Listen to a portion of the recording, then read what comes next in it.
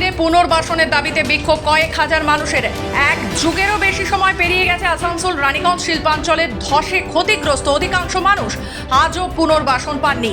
আসানসোল রানীগঞ্জ শিল্পাঞ্চলে পুনর্বাসন প্রকল্পের জন্য কোল ইন্ডিয়ার পক্ষ থেকে বরাদ্দ হয়েছিল কয়েক হাজার কোটি টাকা, কিন্তু আজও ক্ষতিগ্রস্ত মানুষদের মাথা গোঁজার ঠাঁই করার জন্য জায়গায় জায়গায় বিক্ষোভ আন্দোলন করছেন তারা। এদিন জামুরিয়ার এসিএল এর কেন্দা এজেড দপ্তরের সামনে কয়েক হাজার এসসি এসটি ওবিসি সম্প্রদায়ের মানুষ ঘেরাও বিক্ষোভ পুনর্বাসনের দাবিতে। এটা কয়লা অঞ্চলের মানুষ যারা বিপদের মুখে দাঁড়িয়ে আছেন। ইস্টার্ন কোলফিল্ড লিমিটেড বেপরোয়াভাবে কয়লা উত্তোলন করেছে, খনি আইনকে তারা উল্লঙ্ঘন করেছেন। আজকে কিনা সহ 2 লক্ষ মানুষের জীবন জীবিকা সম্পত্তি বিপন্ন অবস্থার মধ্যে দাঁড়িয়ে আছে।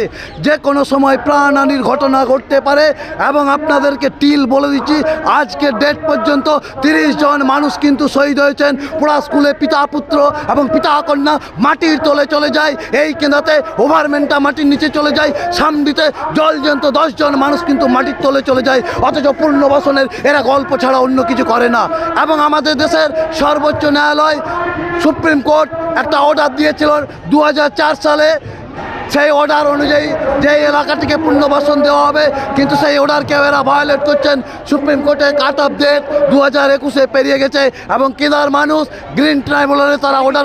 মানুষরা এখনো কি কর্তৃপক্ষের কাছ থেকে পুনর্বাসন পাচ্ছে? কর্তৃপক্ষের কথা বাদ দেন, আমাদের দেশে যে হাইকোর্ট আছে ন্যাশনাল গ্রিন ট্রাইব্যুনাল, যেখান থেকে তারা অর্ডার নিয়ে এসছেন, সেই ইন্টেম অর্ডারকে এনারা মানছেন না।